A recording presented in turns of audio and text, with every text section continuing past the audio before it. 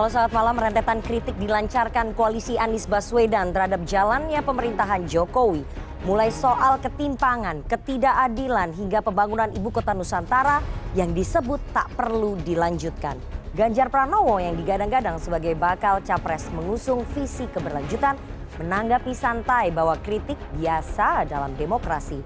Sementara Prabowo Subianto memandang strategi Presiden Jokowi sudah benar dan bertekad akan melanjutkannya. Apakah kritik kubu perubahan efektif di tengah approval rating tinggi Presiden Jokowi? Perubahan versus keberlanjutan, siapa mendulang di Pilpres 2024? Bersama saya Rifana Pratiwi akan membahasnya selama 1,5 jam ke depan dalam Political Show.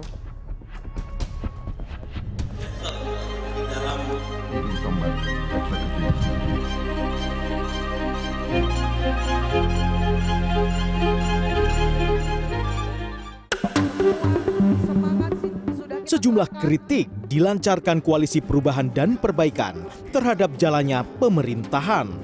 Kubu pengusung visi perubahan yang terdiri dari Partai Nasdem, Partai Demokrat, dan Partai Keadilan Sejahtera itu mengkritik program-program Presiden Joko Widodo yang dianggap belum berhasil mengatasi persoalan di masyarakat. Bakal calon Presiden Koalisi Perubahan Anies Baswedan mengkritik ketimpangan di Indonesia pada acara yang digelar Asosiasi Pemerintah Kota Seluruh Indonesia atau APEKSI di Makassar, Sulawesi Selatan 13 Juli lalu. Anies menunjukkan ketimpangan itu menggunakan cahaya perkotaan di malam hari dari citra satelit. Anies menilai kondisi cahaya yang terlihat hanya di kota-kota di Pulau Jawa, Sumatera dan gelap di kawasan Indonesia Timur dari tangkapan satelit adalah bentuk ketimpangan di Indonesia saat ini. Anies juga membandingkan dengan India yang menurutnya listrik di sana lebih merata. Di Jawa paling terang itu Jakarta, Surabaya. Begitu masuk Sumatera titik-titik kecil. Kalimantan titik-titik kecil. Ini yang lebih ramai itu di Sarawak. Ini Malaysia. Sampai di kawasan timur gelap. Saya tidak menggunakan statistik Bapak Ibu sekalian. Gak pakai statistik nih. Tentang macam-macam. Gak usah, pakai ilustrasi ini aja. Listrik yang nyala di malam hari. Dari situ terlihat ketimpangan yang luar biasa. Anies kembali mengkritik pemerintahan Jokowi dalam pidato politik di panggung apel akbar Partai Nasdem. Di depan puluhan ribu kader Nasdem yang berkumpul di Gelora Bung Karno Senayan, Jakarta Minggu sore, Anies berulang kali menyinggung soal narasi perubahan dan keadilan yang mesti diperjuangkan. Anies juga mengkritik sejumlah kebijakan pemerintahan Jokowi yang belum merata. Kami ingin perubahan dan perbaikan untuk Indonesia.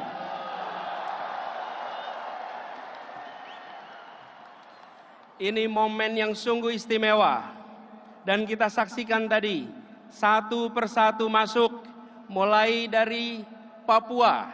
Ketika matahari terbit di tempat itu, sebagian Indonesia lain masih gelap. Hari ini dari Papua kita mulai defilenya dan insya Allah dari Papua juga kita kirim pesan bahwa Indonesia akan meraih keadilan dalam waktu yang tidak lama lagi. Sementara Ketua Umum Partai Demokrat Agus Harimurti Yudhoyono juga mengkritisi program-program pemerintahan Jokowi. AHY mengungkapkan Indonesia perlu menghidupkan kembali program pro rakyat era SBY untuk mengatasi kesulitan ekonomi yang dihadirkan era Jokowi. Dengan kebijakan yang berorientasi pada kesejahteraan rakyat tersebut, kita bisa meningkatkan kembali pertumbuhan ekonomi menuju 6%, bahkan lebih. Tapi pertumbuhan ekonomi ini harus dirasakan seluruh rakyat, bukan segelintir kelompok saja. Karena itu, sulit diterima akal sehat saat ekonomi tertekan pandemi. Alokasi APBN untuk infrastruktur justru lebih besar dibandingkan anggaran kesehatan. Seolah proyek infrastruktur diutamakan, sedangkan nasib rakyat diabaikan. AHY menegaskan perubahan dan perbaikan tak menihilkan apa yang telah dilakukan pemerintahan Presiden Joko Widodo. Menanggapi kritik kepada pemerintahan Jokowi, Bacapres PDI Perjuangan Ganjar Pranowo menanggapi santai. Ganjar yang digadang-gadang sebagai capres yang akan melanjutkan program-program pemerintahan Jokowi mengatakan sah-sah saja jika mengkritik dalam demokrasi.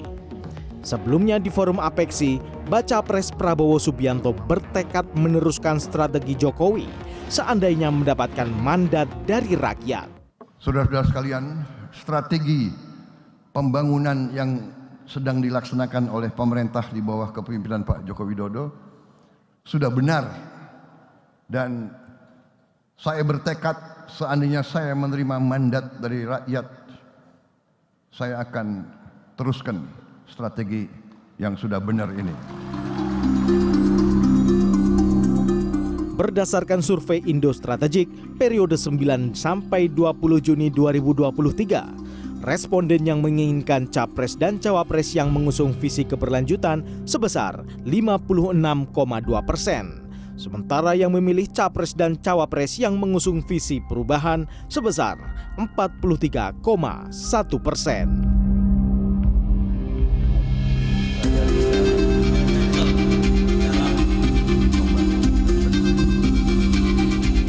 Tim Liputan CNN Indonesia.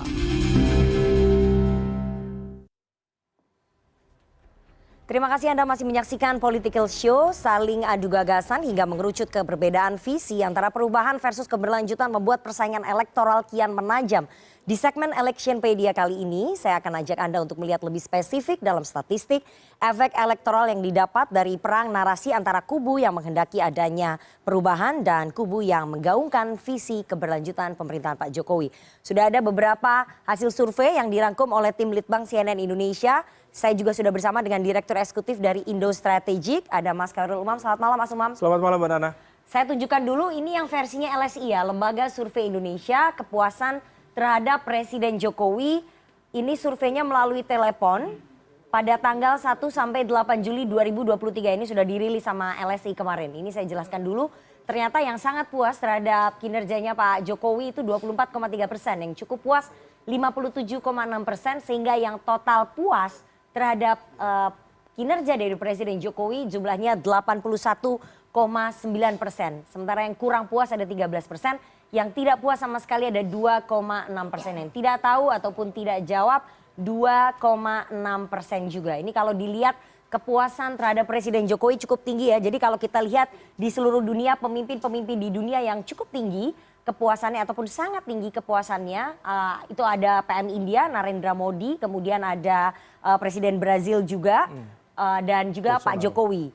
Sepertinya Pak Jokowi sudah berhasil melampaui kepuasan terhadap Presiden Modi, terhadap Perdana Menteri Modi. Jadi ini Pak Jokowi mungkin di posisi yang teratas sekarang. Nah, kita lihat slide selanjutnya. Ini slide-nya dari Indo Strategik yang sudah dirilis, Institute for Democracy and Strategic Affairs. Silakan Mas Umam dipaparkan hasil surveinya. Ya, terima kasih Mbak Nana. Pada kesempatan kali ini kita melakukan survei dengan basis 1.400 responden pada rentang 9 sampai 20 Juni 2023 dengan margin of error 2,6%, dan kemudian dari basis itu berasal dari 38 provinsi dan juga 84 dapil. Sehingga kemudian keterwakilannya relatif juga sudah terwadai. Nah, dari basis ini ada sejumlah instrumen pertanyaan yang kita tanyakan kepada responden. Ketika kita menanyakan tentang konteks capres-cawapres yang akan didukung oleh responden, apakah akan lebih mendukung pro keberlanjutan ataukah perubahan. Di basis angka yang kita temukan, memang konteks keberlanjutan lebih tinggi di angka 56,2%, yang kemudian disusul oleh perubahan yaitu di angka 43,1%. Memang di basis ini keberlanjutan lebih tinggi, tetapi problemnya yang kemudian menjadi tantangan yang lebih serius dari gerbong pro keberlanjutan adalah masih ada satu atau dua gerbong besar yang kemudian masih mencoba untuk menegosiasikan apakah memungkinkan menjadi satu ataukah memang menjadi gerbong yang terpisah. Nah, oleh karena itu ini menjadi sebuah tantangan tersendiri. Jadi yang pro keberlanjutan itu 56,2%, yang pro perubahan 43,1%, sementara yang tidak tahu atau tidak jawab 0,7%. Sangat tipis sebetulnya ya, yang pro keberlanjutan dan juga pro perubahan. Kita lihat slide selanjutnya. Setuju visi perubahan, ini maksudnya gimana nih Mas? Ya, ini terkait dengan konteks narasi besar. Sebenarnya kalau di basis yang kita jelaskan, kita mengukur lebih dulu. Apakah konteks perubahan yang diterima oleh masyarakat itu sudah sejauh mana? Dari basis responden yang ada, kita menemukan ada sekitar 80% masyarakat pernah mendengar konteks narasi dan isu atau visi perubahan, 80%. Lalu ketika kemudian kita tanya konteks perubahan dalam konteks mencoba untuk memberikan perbaikan dalam kehidupan sehari-hari. Apakah kemudian mereka setuju? Responden mayoritas setuju. Tapi itu dari 80% ya? Iya, ini sifatnya masih sangat general. Masih sangat general. Nah, kalau misal kemudian ini kita letakkan pada basis yang lebih detail lagi, angka ini kemudian bisa terbreakdown lebih detail. Terutama yang tadi, ketika menjelaskan konteks dukungan pada capres-cawapres di antara perubahan dan juga keberlanjutan. Jadi yang setuju 91,3%, tidak setuju 8,2%, tidak tahu atau tidak jawab 0,5% ya. Tapi ini untuk yang general saja. Ini sangat general dan ini kemudian di breakdown secara lebih detail tentang apa sih segmennya. Setidaknya ada 3 segmen. Pertama itu terkait dengan konteks harga sembako lebih terjangkau, kemudian terkait dengan konteks lapangan kerja yang lebih mudah, kemudian yang ketiga terkait dengan tenaga kerja, jadi lebih mudah untuk mencari pekerjaan dan lain sebagainya. Jadi betul-betul terkait dengan segmen keseharian, sosial ekonomi dan kesejahteraan. Tetapi begitu kemudian kita konversi pemahaman perubahan mereka terhadap konteks dukungan capres-cawapres di 2024, kembali ke yang tadi, yang lebih tinggi tetap di keberlanjutan di angka 56%. Jadi nggak linear ternyata ya. Nah, di level ini ada sebuah catatan bahwa narasi perubahan relatif sudah cukup masuk di masyarakat. Tetapi dalam konteks dukungan capres-cawapres justru belum mampu menyasar lebih detail, penetrasinya belum signifikan. Karena belum ada mungkin visi misi yang konkret yang ditawarkan. Itu satu sisi, di sisi yang lain dari sisi keberlanjutan sendiri juga harusnya lebih dominan lagi. Mengapa kemudian itu terjadi? Sepertinya dari sisi Pak Prabowo dan juga Pak Ganjar belum mampu menunjukkan apa sih distinctive issues yang menjadi titik beda, sama-sama keberlanjutan. Tapi apa yang kemudian mau diperbedakan di antara keduanya. Kita lihat slide selanjutnya. Tokoh yang identik dengan narasi perubahan. Ini udah jelas kayaknya Ini yang cukup menarik. Ketika kita tanya tentang konteks perubahan, Anies Baswedan sendiri mencoba untuk melakukan narasi ini dieksersis sedemikian rupa 1 tahun terakhir. Dan ini betul mereka, Anies sendiri kemudian terkonfirmasi, dia di nomor 1, di angka 27,7%. Tetapi yang unik, ketika kemudian kita tanyakan tentang narasi perubahan, justru Pak Prabowo di angka 24,4% di peringkat kedua. Dan ini kemudian disusul oleh AHY, Ketum Partai Demokrat di angka 12,0%. Titik kedua ini menjadi sebuah sinyal yang harus dibaca oleh mereka di kubu perubahan bahwa kapitalisasi perubahan tidak bisa kemudian dimaknai 100% dikuasai oleh Anies atau partai-partai misalnya Demokrat yang saat ini mendukung perubahan. Ternyata nama Pak Prabowo terbukti masih mampu menjaga basis pemilih loyalnya di Pilpres 2014, 2019, sehingga kemudian masih mengambil ceruk yang cukup besar di sana. Baik, kita lihat slide selanjutnya. Berarti Pak Prabowo bisa nih pakai narasi keberlanjutan ataupun narasi perubahan. Bagaimana dengan dukungan Presiden Jokowi di Pilpres? Yang lebih tinggi kemana nih? Ya, kalau dari basis ini kita tanyakan seberapa efektif sebenarnya political endorsement Presiden terhadap persepsi masyarakat dalam konteks upaya untuk mendukung capres. Dukungan Jokowi sendiri di Pilpres dipersepsikan oleh masyarakat 74%, angka yang sangat mayoritas akan mendukung Ganjar Pranowo. Baru kemudian persepsi masyarakat. Kemudian Prabowo sendiri di angka 22,4% dan Pak Erlangga terpaut agak jauh. Mas Anies nggak ada di sini nih? Tidak ada di sini. Karena sebenarnya kalau misal kita cermati lebih detail, sebenarnya basis ini didominasi oleh basis kekuatan para pemilih loyal Jokowi sendiri yang mempersepsikan Jokowi adalah petugas partai dari PDIP. Jadi ada gap antara pemahaman opini publik dengan dinamika elit. Pemahaman opini publik mempercayai Pak Jokowi adalah petugas partai PDIP, tetapi ada pembacaan di level elit, termasuk hari ini. Ada nanti kita bahas lebih lanjut terkait dengan reshuffle yang justru pembeda konteks dinamikanya cukup berbeda. Baik, kita nanti bahas lebih dalam di dialog selanjutnya. Oke, itu tadi udah selesai ya. Jadi ada peta dukungan ataupun peta narasi antara yang setuju dengan perubahan dan yang setuju dengan keberlanjutan ternyata mempengaruhi sekali peta elektoral di Pilpres 2024. Nanti kita akan bahas bersama dengan narasumber saya yang sudah hadir di studio, tapi kita harus jeda terlebih dahulu. Jangan kemana-mana, tetap bersama kami di Political Show.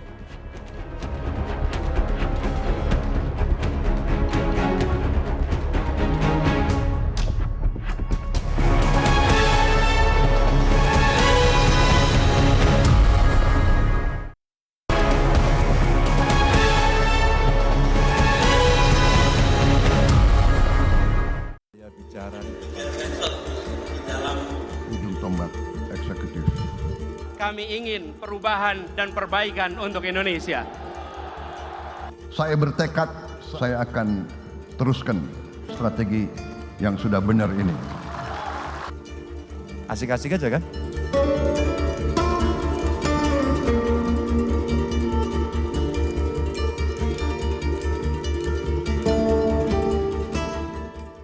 Terima kasih Anda masih bersama kami di Political Show. Rentetan kritik dilancarkan koalisi Anies Baswedan terhadap jalannya pemerintahan Presiden Jokowi, mulai soal ketimpangan, ketidakadilan, hingga pembangunan ibu kota Nusantara yang disebut tak perlu dilanjutkan. Ganjar Pranowo yang digadang-gadang sebagai bakal capres mengusung visi keberlanjutan menanggapi santai dan berjanji akan melanjutkan program Presiden Jokowi. Sementara Prabowo Subianto memandang strategi Presiden Jokowi sudah benar dan bertekad juga akan melanjutkan.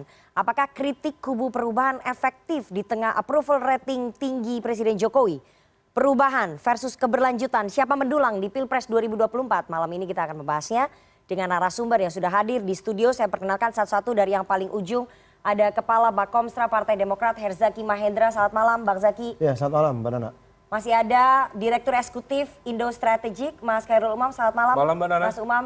Ada Wasekjen Partai Nasdem, Jakfar Siddiq. Selamat malam, Bang Jakfar. Malam, Mbak Nana. Ini kok nggak semangat gitu? Semangat Kemarin dong, habis semangat, apel siaga nih, kayaknya kerja keras banget kemarin. Gitu ya.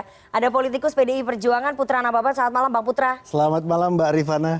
Oke. Ada juga anggota Dewan Pembina Partai Gerindra, Andre Rosiade. Selamat malam, Bang Andre. Malam Nana. Dan seperti biasanya kita selalu mengundang teman-teman mahasiswa sebagai bentuk partisipasi publik karena kita tahu pada pemilu presiden dan juga pemilu legislatif 2024 nanti jumlah dari pemilih muda itu mencapai hampir 60% sehingga Political Show selalu melibatkan teman-teman pemilih muda untuk bergabung dalam diskusi kita di setiap hari Senin ini. Dan malam ini ada teman-teman yang sudah bergabung secara virtual dari Badan Eksekutif Mahasiswa Universitas Tanjung Pura Pontianak, Kalimantan Barat. Selamat malam teman-teman. Wah ini jauh banget. Ini dapilnya siapa nih? Oh dapilnya Mas Zaki. Teman-teman mahasiswa, nanti teman-teman dari BEM Tanjung Pura bisa ini ya, memberikan kritik, memberikan masukan, memberikan pertanyaan. Siapa tahu melalui diskusi kita pada malam hari ini, teman-teman sudah bisa memutuskan siapa yang akan teman-teman coblos nanti di TPS 14 Februari 2024. Apakah yang pro perubahan ataupun yang pro keberlanjutan, apa yang ditawarkan oleh mereka? Kita challenge di sini. Saya mau langsung ke narasumber, tapi sebelumnya kita dengarkan sama-sama pernyataan dari Ketua Umum Partai Nasdem, Pak Surya Paloh kemarin pada saat acara apel siaga di Gelora Bung Karno. Bahwasanya pikiran, gerakan perubahan yang juga sejalan dengan apa yang pernah dikonstatir oleh Presiden Jokowi untuk melaksanakan revolusi mental adalah sebenarnya identik dengan misi gerakan perubahan kita. Senafas, sebangun, sejalan. Dan itulah yang kenapa ketika pada tahun 2014 pemilu dengan seluruh kekuatan dan harapan energi yang kita miliki, kita dukung yang namanya Presiden Jokowi kala itu sebagai calon presiden untuk menjadi presiden di negeri ini, saudaraku. Logika kita menyatakan kita yakin progres perjalanan kemajuan kita berbangsa dan bernegara akan jauh lebih hebat seperti apa yang kita harapkan. Tapi sayang, 1000 kali sayang,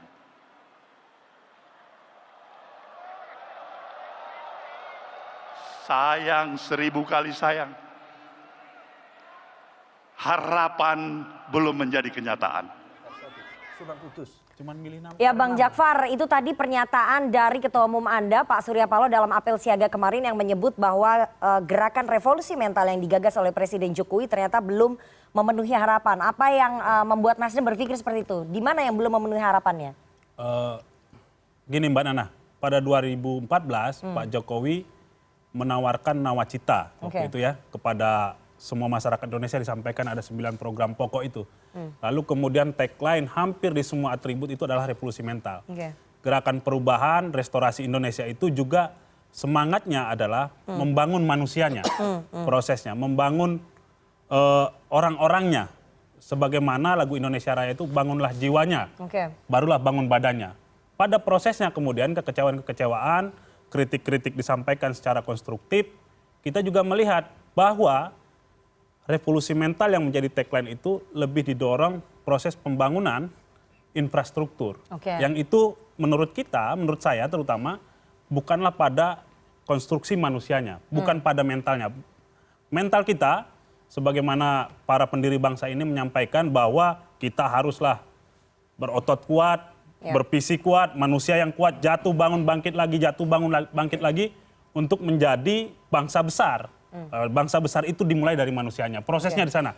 Proses pembangunan manusianya. Kita lihat bahwa indeks pembangunan manusia Indonesia masih berada di urutan 80. Pembangunan kebahagiaan manusia Indonesia 114 dari 190 negara. Artinya proses pembangunan manusia, proses dari revolusi mental itu belumlah sesungguhnya memuaskan. Ada peningkatan benar, tapi belumlah memuaskan. Maka kemudian gerakan perubahan untuk proses manusianya sangat penting kita lakukan. Oke, Bang Jakfar, pertanyaannya adalah 9 tahun berkoalisi dengan Presiden Jokowi, kenapa baru sekarang melakukan kritik soal revolusi mental di saat pilihan politik Anda berbeda, pilihan politik partai Anda berbeda dengan Pak Jokowi? Menurut saya tidak hanya sekarang ya, prosesnya ada di DPR, ada di pertemuan-pertemuan Pak Surya dengan Pak Jokowi yang rutin sebelum ini, sebelum kita memutuskan berkoalisi dengan teman-teman Demokrat, teman-teman PKS.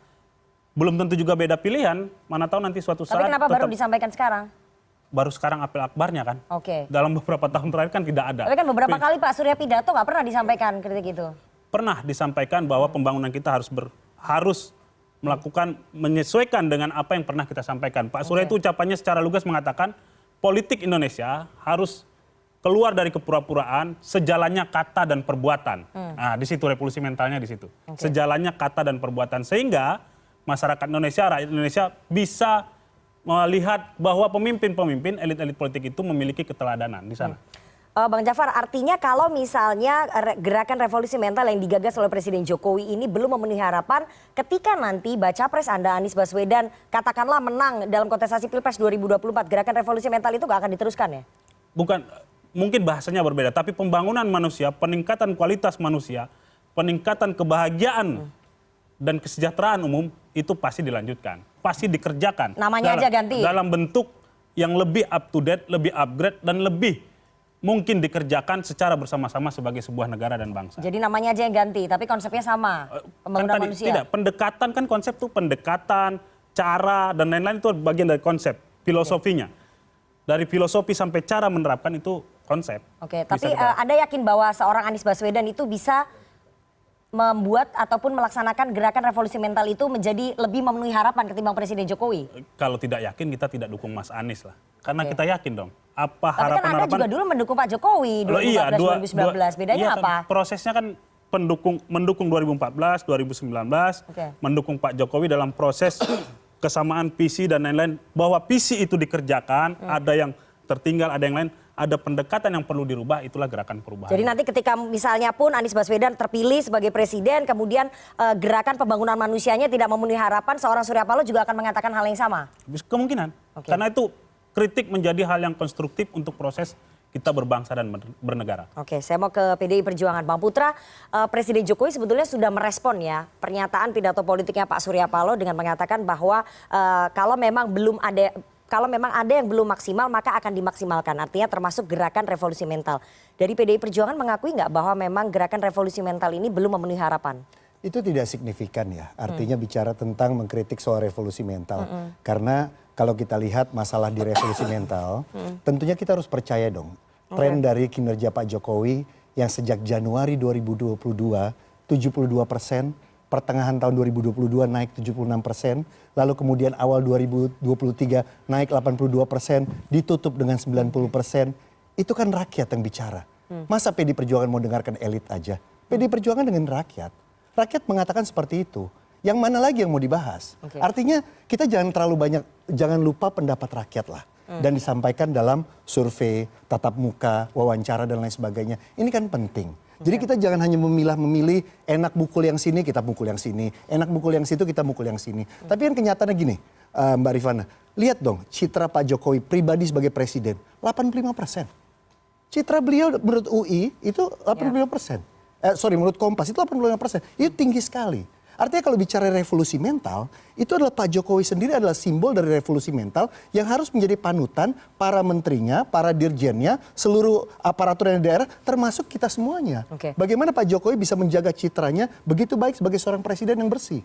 Bahwa citranya Pak Jokowi sebagai presiden sangat bagus, kemudian approval ratingnya sangat tinggi, itu satu hal Bang Putra. Tapi bahwa soal revolusi mental ataupun pembangunan manusia yang tadi disampaikan oleh Bang Jakfar, indeks pembangunan manusia kita tidak begitu tinggi, itu juga satu hal yang lain. Iya, betul. PDI Perjuangan nggak melihat itu menjadi suatu masalah? Saya di Komisi Pendidikan, saya berkomisi pendidikan dan saya bergumul banyak dengan masalah-masalah pendidikan, masalah SDM, termasuk dengan Kemenpora, Pemuda dan Olahraga. Ini adalah satu kesatuan, ini adalah satu rampak barisan, tidak bisa hanya diselesaikan dalam 5 tahun, 10 tahun. Kita melihat perkembangan reformasi, kita melihat bagaimana perubahan revolusi mental yang terjadi sejak Orde Baru, era reformasi. Kita nggak pernah terlalu fokus terhadap ini, pembangunan SDM. Nah, Pak Jokowi membangun benchmarking di sini, membangun tonggak di sini, mengatakan soal revolusi mental. Nah, persoalannya adalah mau nggak kita menjadikan ini menjadi fokus, ya kan? Kalau menurut saya itu menjadi tantangan kami di PDI Perjuangan juga di Komisi 10, ya kan? Bagaimana menteri-menteri menjadikan ini fokus yang datang dari berbagai latar belakang yang berbeda-beda. Nah, ini kan harus menjadi bukan hanya kerjaan Pak Jokowi semata, tapi kerjaan kita semuanya. Nah, ini yang menurut saya revolusi mental tidak bisa dijadikan benchmark. Buktinya masyarakat puas kok dengan kinerja Pak Jokowi dan tinggi terus loh. Itu yang menurut saya menjadi patokannya. Revolusi mental nggak bisa jadi benchmark karena kepuasannya Pak Jokowi tinggi terus, Bang Jakfar. Silakan. Itu menurut saya dua hal yang berbeda. Gini, kepuasan itu kompleksitasnya besar gitu ya. Apalagi tadi Bang Putra mengatakan bahwa itu citra pribadi. Revolusi mental itu tentang Indonesia, bukan tentang Pak Jokowi.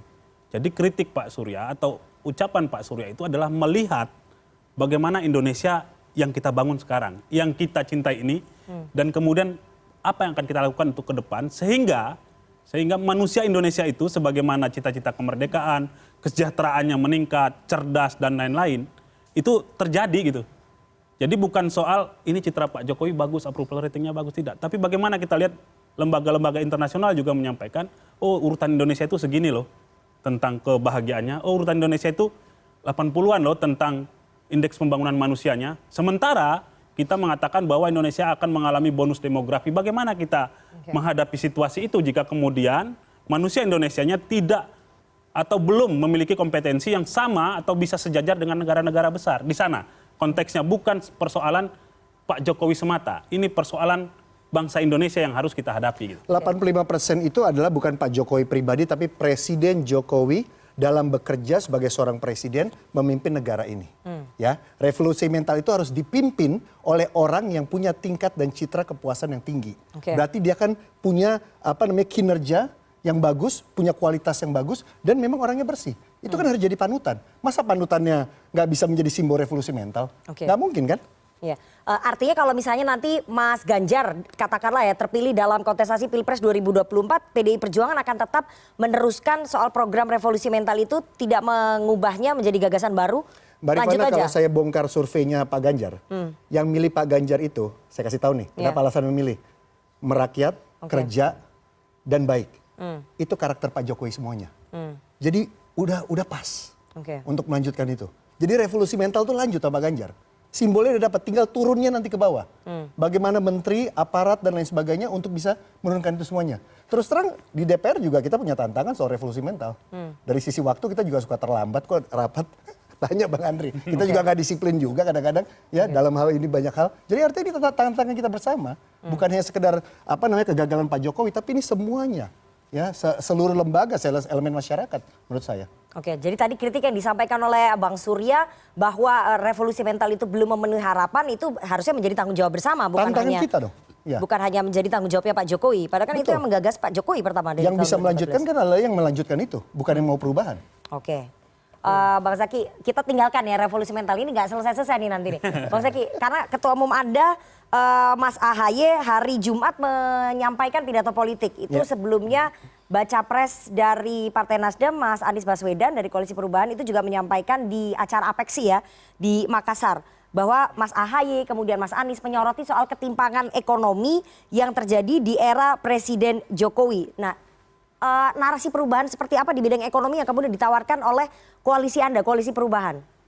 Ya, terima kasih Nana. Jadi begini, kita mesti mensoroti terkait dengan apa yang disampaikan oleh Mas AHY dalam pidato politiknya hari Jumat lalu.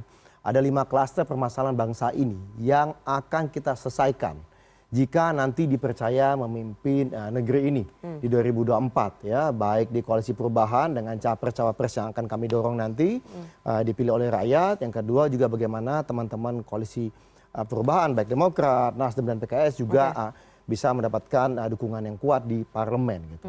Pertama adalah mengenai ekonomi dan kesejahteraan rakyat. Nah, ekonomi dan kesejahteraan rakyat ini yang kami soroti tentu saja terkait dengan bagaimana alokasi dan prioritas anggaran negara. Bagaimana pada saat rakyat sedang susah, ada 100 juta lebih rakyat kita yang sedang kesulitan, lalu prioritas pemerintah itu lebih banyak kepada, mohon maaf, kepada infrastruktur. Bukan berarti ini tidak penting, ini perlu, tetapi ini bicara mengenai prioritas. Kan kalau misalnya ada rakyat yang sakit, ya kita sembuhkan dulu yang sakit. Ada yang lapar, ya bagaimana agar mereka tidak lapar. Nah, ini yang kami soroti itu gitu. Kita lihat bagaimana misalnya, katakanlah kita akan hidupkan terkait dengan subsidi listrik untuk rakyat. Lalu misalnya untuk nelayan, subsidi solar, lalu subsidi pupuk. Ini Mas AHY misalnya pada saat keliling-keliling ya bertemu dengan petani. Apa yang disampaikan oleh petani? Mas, kita udah sampun megap-megap katanya. Kenapa? Ya oke, subsidi pupuk ada. Tapi berapa juta? Kebutuhan pupuk kita saat ini 13 juta. Subsidi pupuknya sangat-sangat kecil. Sedangkan dulu di era Pak SBY, kebutuhan pupuk kita 9 juta. Tetapi 8 juta pupuk itu disubsidi. Ini contoh gitu. Kemudian kita geser lagi misalnya terkait dengan kesejahteraan. Ya ada namanya PNS atau ASN saat ini. Ada guru, ada TNI, ada perangkat desa, ada pensiunan.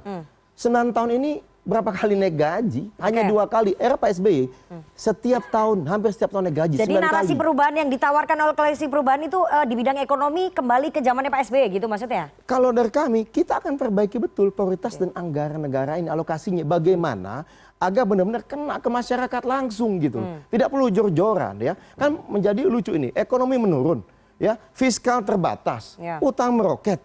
Ya tetapi kesulitan yang dihadapi oleh masyarakat luar biasa. Padahal kan harapan kita infrastruktur dibangun, kemudian ada perbaikan. Tahan dulu soal infrastruktur, saya punya datanya ya, kita lihat bersama ya. Apakah masyarakat sama pendapatnya dengan Demokrat dan juga dengan Koalisi Perubahan soal pembangunan infrastruktur? Bisa ditunjukkan nggak slide-nya? Bagaimana respon masyarakat soal pembangunan infrastruktur di eranya Pak Jokowi? Jadi dampak pembangunan jalan ini di sini, Bang Zaky silakan, di situ juga bisa. Dampak pembangunan jalan tol itu ternyata bagi masyarakat, ini surveinya Mas Umam ya, dari sumbernya Indo Strategik. Jadi yang berdampak positif 52%, yang tidak berdampak ataupun kurang berdampak 45,6%. Jadi 52% masyarakat ini mengatakan bahwa pembangunan jalan tol di eranya Pak Jokowi sangat berdampak. Berbeda loh suara rakyat dengan suara elit, suara partai. Loh, kalau dari kami melihatnya justru 52%-nya rendah loh. Karena kan jalan tol 52%, padahal kan seharusnya pemerintahan Jokowi dengan di parlemen ada 80% lebih. Terus katanya surveinya itu kepuasan Pak Jokowi 80% lebih.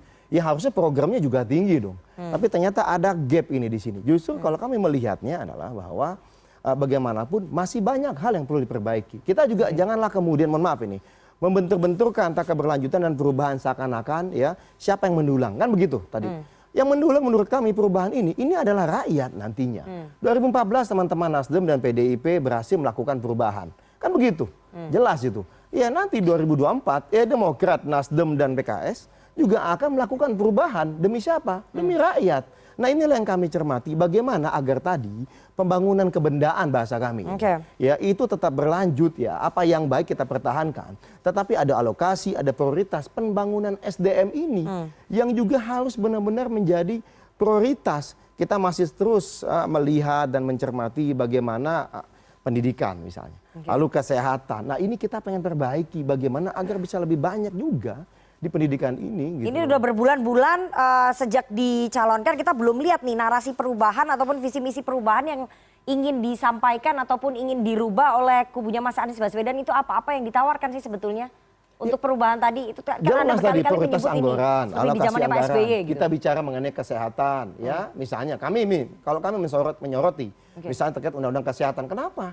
Minimal 5% anggaran kesehatan dari APBN ini kemudian dihapus. Spending. Ya. Ini kan mohon maaf, ini kan prioritas. Gitu loh, jadi kalau misalnya nanti koalisi perubahan Mas Anies menang begitu ya, itu undang-undang kesehatan akan dibatalkan ya, ataupun kalau direvisi? Kami tidak semelulu dibatalkan, ada hal yang baik tentunya. Tetapi kami menyoroti terkait dengan masalah spending anggaran ini. Kesehatan ini penting, mohon maaf ini ya. Yang kami akan kritisi adalah begini.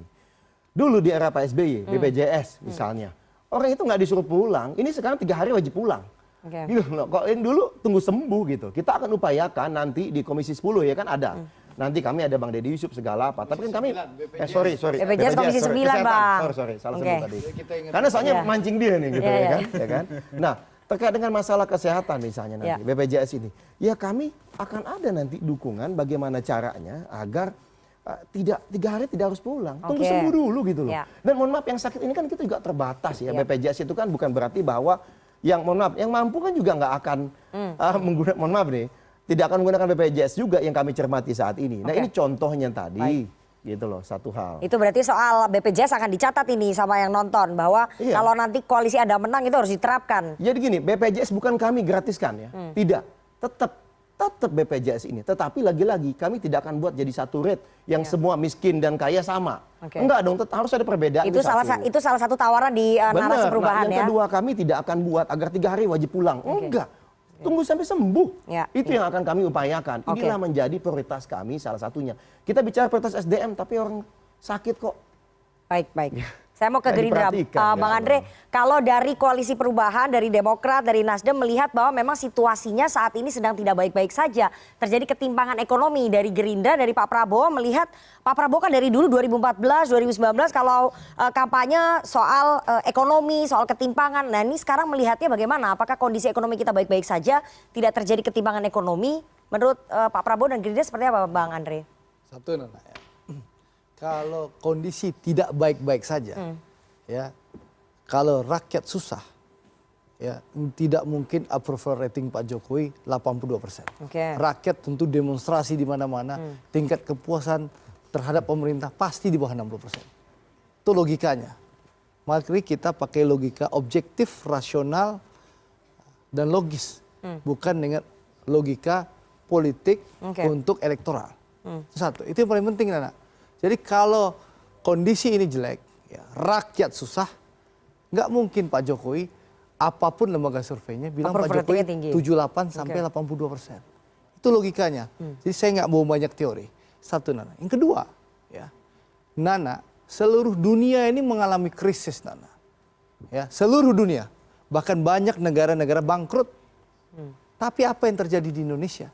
Indonesia, ya, kalau Mas Anies mungkin mengkritik penanganan pandemi kita. Tapi WHO dan mayoritas negara di dunia menganggap Indonesia negara 5 besar terbaik penanganan COVID. Itu kenapa? Itu hebatnya pemerintah Pak Jokowi. Yang kedua, sekarang seluruh dunia mengalami krisis. Saya ulangi, ada krisis ekonomi, pangan, energi, ketidakpastian dunia. Tapi Indonesia tumbuh ekonominya 5,5%. Meskipun di bawah targetnya Pak Jokowi 7% ya, janjinya kan dari dulu 7% nih. Nana harus kondisi, karena kondisi pandemi gitu. Negara lain masih minus. Sebelum pandemi juga sebentar. Sebentar kita gantian. Kita kan belajar gantian. Gitu. Jadi di saat negara lain minus pertumbuhannya, ada 0, atau 1%. Indonesia 5,5%, ini prestasi luar biasa. Jadi nggak ada ketimpangan ekonomi kalau menurut Gerindra ya, everything is fine gitu. Jadi itu yang disampaikan oleh Pak Prabowo, bahwa strategi pembangunan Pak Jokowi ini sudah tepat dan beliau akan melanjutkan. Jadi kalau Allah mentakdirkan, rakyat memberikan mandat kepada Pak Prabowo, berarti pemerintahan 2024-2029 yang dipimpin Presiden Bang Putra Prabowo ketawa-tawa ini. Republik Indonesia itu merupakan keberlanjutan pemerintahan Pak Jokowi. Gitu loh. Oke, ini janjinya gimana maksudnya tadi? Janjinya tadi kita defend Pak Jokowi dulu, bukan kampanye. Oke, ya, itu strategi masing-masing tim ses. Jadi gini, saya ingin menyampaikan, kita ingin menyampaikan bahwasanya tidak ada yang salah dengan pemerintah Pak Jokowi. Kalau memang mungkin ada yang dirasakan belum sempurna, tentu kita akan lanjutkan dan kita perbaiki. Jadi menurut Gerindra ada yang belum sempurna ya dari programnya Pak Jokowi ini? Ya mungkin belum maksimal. Kan Presiden menyampaikan nanti kita akan maksimalkan. Kan Presiden Jokowi sudah akui mungkin belum maksimal, harus dimaksimalkan. Makanya Presiden dalam pidatonya dalam reshuffle kabinet hari ini percepatan. Ya, yang belum cepat dipercepat, yang belum maksimal dimaksimalkan. Tapi strategi besar pembangunan Presiden sudah jalan yang tepat. Makanya Pak Prabowo akan melanjutkan. Tapi yang penting Nana, ini yang paling penting. Mari kita objektif rasional. Kalau pemerintahan ini jelek, ekonomi rakyat sulit, nggak mungkin ya 82%. Dan satu lagi yang penting, ya kalau perubahan ini laku Nana, ya pemerintah nggak suka, ya mohon maaf Nana.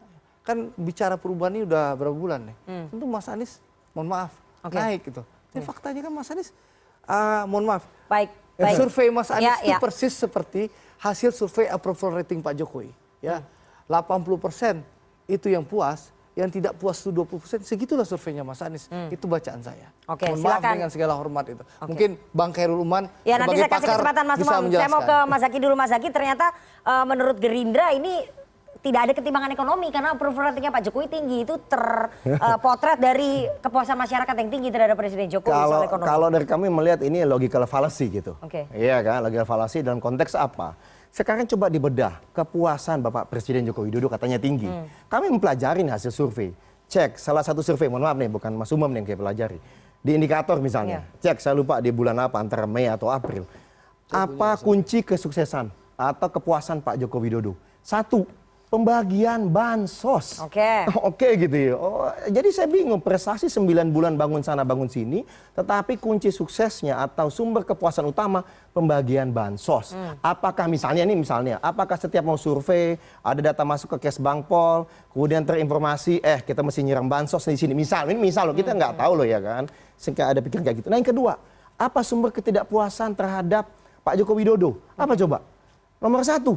Pembagian bansos yang tidak merata. Loh, ini Pak Jokowi 9 tahun ngapain aja ya? Kok semua berpusat pada bansos gitu loh. Nah ini kan bagi kami ini satu contoh. Jadi ketidakpuasannya paling tinggi karena pembagian bansos tidak merata. Enggak, ini yang tadi di dalam survei tadi pada saat kami coba bedah masalah kepuasan gitu. Nah inilah, tapi lagi-lagi begini, kita fokus saja kalau kami melihat bagus. Kalau misalnya Pak Joko Widodo dan para pendukungnya membanggakan survei kepuasan ini. Karena mungkin angka-angka lain hampir tidak ada yang bisa dibanggakan mungkin. Dan mohon maaf, saya koreksi sedikit, Bang Andre. Pertumbuhan ekonomi tertinggi saat ini, ya bagus Alhamdulillah. Tetapi kita turun ini ya, yang 5%, 4% bukan pada saat COVID saja. Sebelum COVID itu sudah stagnan kok. Sudah mandek, mohon maaf. Jangankan menyamai era Pak SBY. Jangankan memenuhi janji 7-8%. Menyamai era Pak SBY aja nggak mampu gitu. Nah ini yang menurut kami ada yang kurang pas. Itu jauh sebelum pandemi maksudnya? Jauh sebelum pandemi, silakan dicek datanya. Menyamai Pak SBY aja nggak mampu, apalagi memenuhi janji 7-8%. Politisi itu, negarawan itu, seharusnya dinilai dari janji juga. Jangan kemudian ngeles dari janji, kami takut nantinya dibilang gampang sekali berjanji, nanti ya udahlah mohon maaf gini. Ini bahaya nih kredibilitas kita. Silakan nih, Bang Putra, saya ingin Anda menanggapi ya bahwa ini kepuasan Pak Jokowi yang cukup tinggi ini hanya kepuasan semu karena tadi pembagian bansos yang mungkin terjadi sebelum survei itu terjadi. Suara antitesa Pak Jokowi ini kan sudah 11 bulan. 11 bulan menyatakan kami antitesa Pak Jokowi, kami perubahan. Perubahan kagak laku dijual. Nggak laku karena nggak ada agenda yang jelas, nggak ada platform yang jelas, nggak ada kritik yang jelas, datanya juga nggak lengkap, yang diusung ke masyarakat nggak ada. Sekarang muncul keluar satu-satu mau dijawab satu-satu. Nanti tunggu debat capres aja lah ya membahasnya. Tapi menurut saya ini sudah periodisasi yang terlalu lama. Ini udah memasuki bulan yang ke-11. Kalau program TV ini udah di preemptif, ditutup, ya kan ratingnya nggak naik-naik. Mohon maaf. Ya kan? Saya orang TV 25 tahun. Kalau ratingnya cuma segini-segini doang, ya nggak naik-naik, udah ditutup 11 episode out langsung. Nah ini 11 bulan bisa bertahan terus kayak gini. Ada apa? Nggak mungkin kayak tersanjung. Iya kita bingung. Lebih parah lagi kalau sinetron loh. Sinetron 7 episode habis langsung. Itu soal kepuasan Pak Jokowi yang semua itu dulu dijawab dulu Bang Putra bahwa bukan apa yang mau dijawab artinya. Jadi ini boleh saya tambahin nggak? Saya bantu. Sebentar. Ini contoh nih kan. Ini kan Ditambahin. saya tambahin ya. Nanti Bang Putra lengkap. Contoh saya ini orang Sumatera Nana. Dulu pulang kampung itu bisa 35 jam. Sejak zaman Pak Jokowi jauh bisa 25 jam karena ada tol. Ini karena lambat di Sumatera Barat karena koalisinya mimpin Sumatera Barat ya. Kalau nggak lambat gubernurnya koalisi mereka mungkin udah lebih maju lagi Sumatera Barat. Tolnya lebih maju. Itu loh. Gubernurnya Bang Andre ya. Itu loh. Saya mau tanya nanti ke Mas Umam dan juga Bang Jafar, ternyata narasi perubahan ini nggak laku dijual udah 11 bulan kalau menurut PDI Perjuangan. Jangan dijawab dulu, kita harus jeda, jangan kemana-mana, tetap bersama kami di Political Show.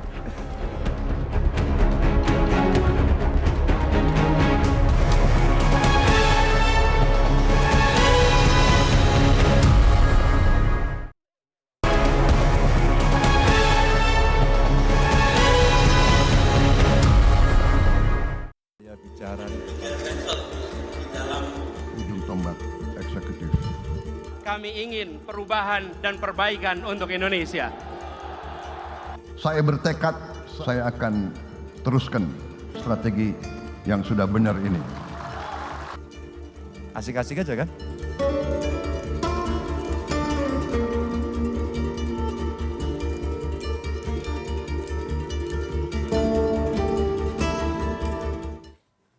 Terima kasih Anda masih bersama kami di Political Show dan kita lanjutkan perbincangan kita dengan para narasumber. Saya mau ke Bang Jakfar dulu baru ke Mas Umam nanti. Bang Jakfar, menurut PDI Perjuangan sudah 11 bulan narasi koalisi perubahan ini nggak laku dijual, harusnya udah nggak bisa lagi diterima di masyarakat, gimana? Yang pertama kita lihat dari survei Mas Umam tadi ada sekitar 43% masyarakat Indonesia yang pro perubahan. Perubahan ini tentu tantangannya tersendiri ya dengan keberlanjutan. Keberlanjutan tinggal jual, Pak Jokowi melakukan ini, kita tinggal akan lanjutkan. Tantangan dari koalisi perubahan atau gerakan perubahan ini adalah yang pertama, bagaimana nanti gagasan-gagasan dari Mas Anies lebih bisa diaplikasikan dibanding keberlanjutan.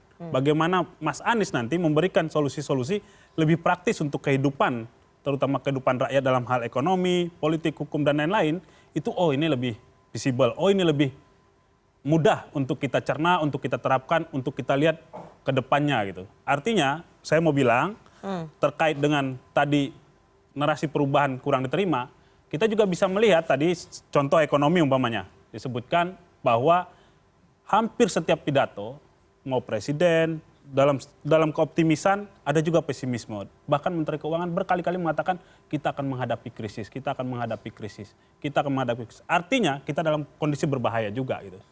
Nah, jika itu terjadi, krisis datang atau apa mudah-mudahan tidak datang, perubahan-perubahan dibutuhkan bahkan secara radikal, secara fundamental untuk ekonomi Indonesia ke depan.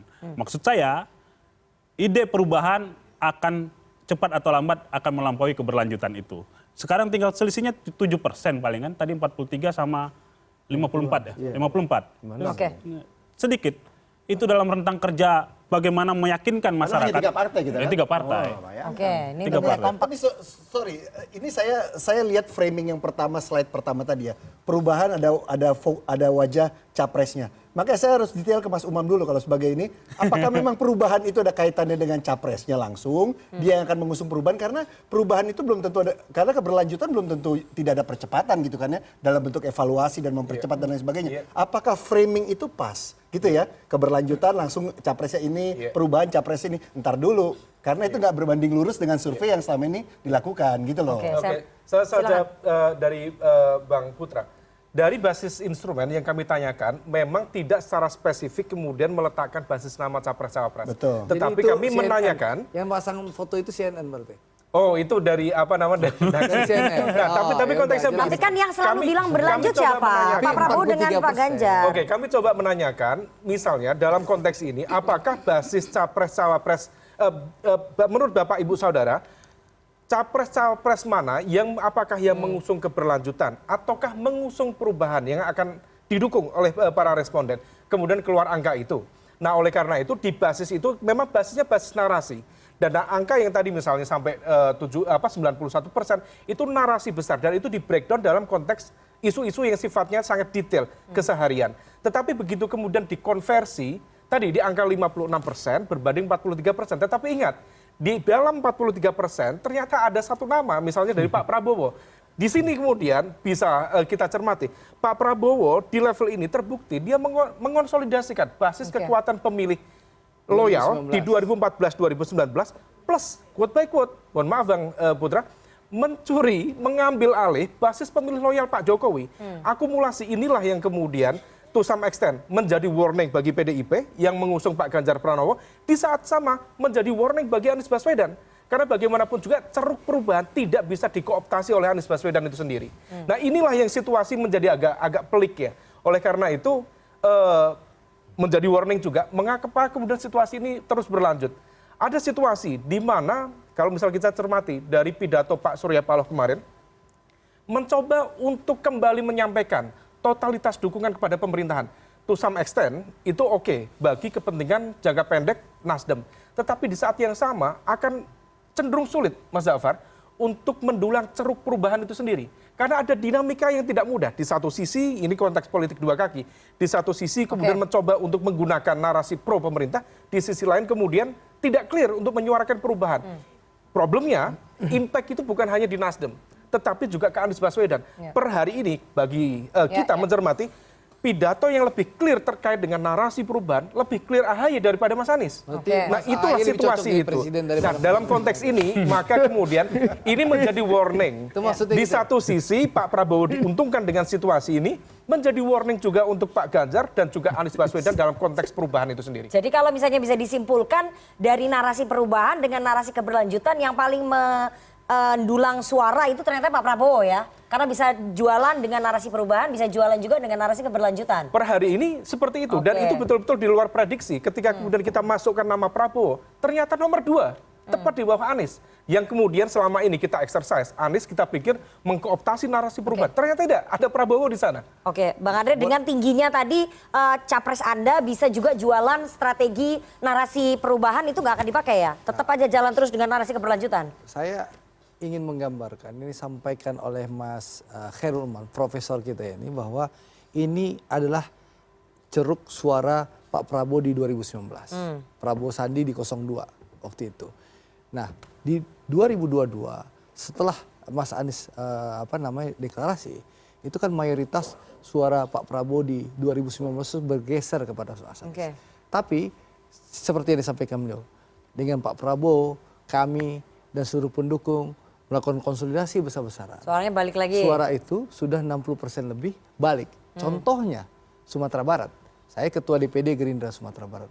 Kemarin sempat unggul Mas Anies. Tapi per Juni 2023 Pak Prabowo jauh unggul di atas Mas Anies Baswedan. Jadi itu contoh bahwa bagaimana pemilih 2019 itu sudah bisa kembali ke Pak Prabowo. Sebagian besar. Memang tidak 100%. Tapi sudah lebih dari 60%. Dan alhamdulillah pemilih Pak Jokowi pun perlahan tapi pasti juga bergeser. Ya, jadi pertanyaan saya akan dipakai yang mana narasinya? Tetap narasi keberlanjutan karena endorsementnya Pak Jokowi 19%. Pak Prabowo berkomitmen bahwa pemerintahan beliau 2024-2029 merupakan bagian keberlanjutan pemerintahan Pak Jokowi sebelumnya. Oke, jadi yang dipakai adalah narasi keberlanjutan ya. Mbak Nana, merespon dari yang disampaikan Bang Andre, ini konteksnya untuk bagi penantang ya. Dengan situasi seperti itu, maka yang bisa dilakukan, kalau misal dari Nasdem dan juga Demokrat ingin tampil lebih kompetitif, tadi di-observe oleh Bang Andre, ada situasi justru penurunan. Kalau misal memang betul ingin menciptakan mesin politik yang efektif, maka akselerasi harus dilakukan. Percepatan deklarasi capres. Capres. Mengapa? Situasinya sangat berbeda. Kalau misal kita merujuk di 2018, itu saya masih ingat, pendaftaran dan pengesahan di KPU itu tanggal 10 Agustus 2018, pemilu April 2019, praktis ada 8 bulan, ruang sosialisasi sedikit lagi. Sekarang 25 November sampai 14 Februari, praktis. Kalau capres-capresnya di level Bang Andre dan Bang Putra berada di kekuasaan, tapi sebagai penantang kalau masih merasa aman-aman saja, tidak ada sense of crisis, ini menjadi ancaman serius. Nah, itu Maka pandangannya kemudian Mas Umam berbeda dengan elit-elitnya. Menciptakan Jadi itu bagaimana Mas infrastruktur Umam ini, pemenangan itu Mas dilakukan. Anies dan Mas Ahy harus segera deklarasi. Oke. Betul kan? Itu Amin, pandangan kita berbeda. amin. Pandangan berbeda itu. Saya Soal aminkan. waktu itu kayaknya belum cocok juga. Soal waktu dan nama belum Saya cocok kayak aminkan. di koalisi ini. Sama juga yang di sini juga sama. Saya mau putarkan dulu pernyataan dari baca pres Koalisi Perubahan berikut ini, Mas Anies Baswedan, kita dengarkan sama-sama ya. Tuh, Jack, gue dukung, Jack. Sesuatu yang direncanakan dengan baik, memiliki dasar yang kuat, dia tidak perlu otot politik untuk bisa dilaksanakan.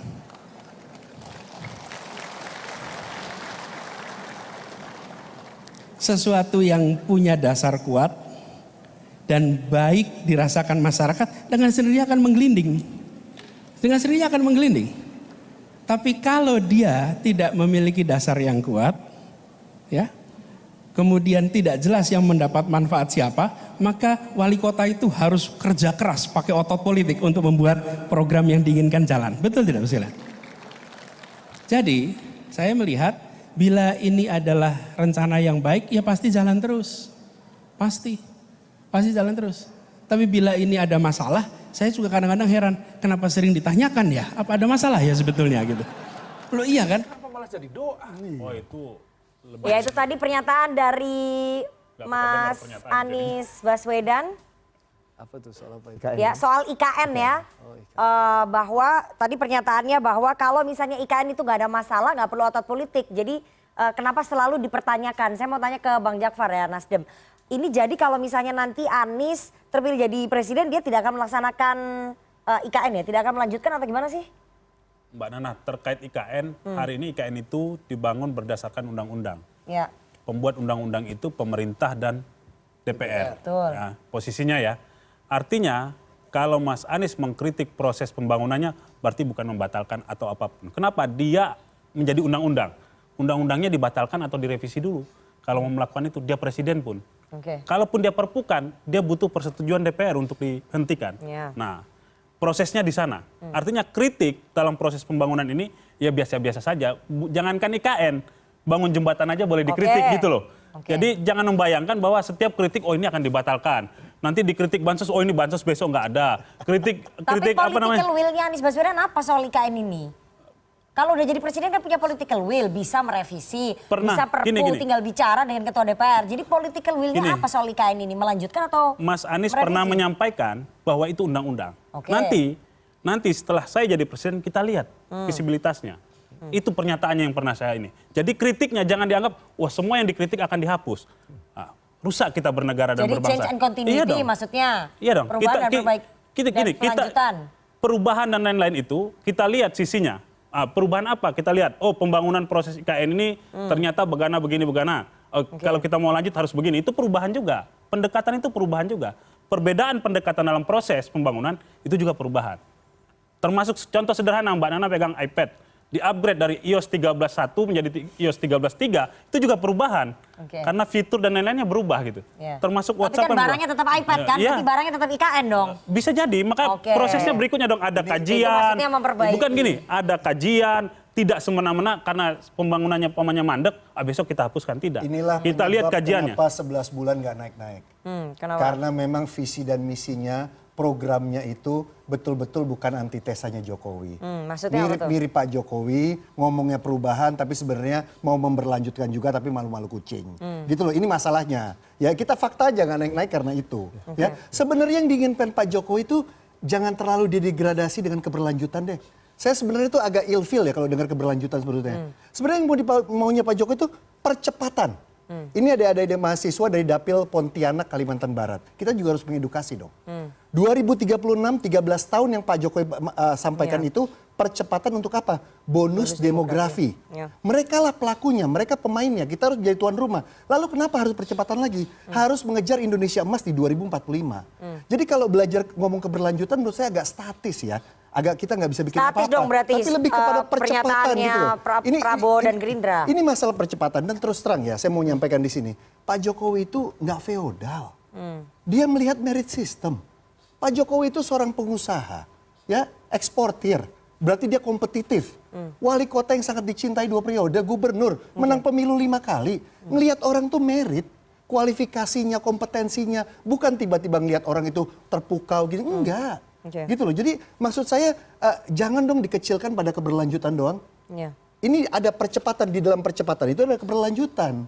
Kalau tadi bicara soal IOS yang berganti, berarti pihak Nasdem maunya keberlanjutan juga gitu, masih dalam konteks framework, bukan perubahan, bukan antitesa Pak Jokowi. Kalau antitesa Pak Jokowi seperti saya waktu kampanye 2014, langsung beda sekalian sama Pak Prabowo. Beda sekali, kita 2019 sama Pak Prabowo juga bertolak belakang. Kenapa Nasdem nggak beda sama, langsung cuman aja? bikin bendera-bendera perubahan. Proses pembangunan ada namanya national interest. Mana yang harus kita teruskan, mana dan lain-lain gitu ya. Ada national interest, ada kepentingan nasional dibanding sekedar ini sisa Pak Jokowi nggak boleh kita lanjutkan. Sisa Pak SBY ini nggak boleh kita lanjutkan. Pembangunan Indonesia itu nggak boleh begitu. Kalau begitu, setiap ganti presiden kita mulai dari nol. Sementara ada Bang Putra tadi bilang. Bang Panda bapaknya. Ya, sorry. Apa itu doa? Doa ya. Bapak saya mau 80 tahun. Amin. Makin banyak disebut namanya makin bagus. Bang Putra mengatakan bahwa kita sebagai sebuah negara, sebagai sebuah bangsa, 2035, 2045 emas dan lain bonus demografi.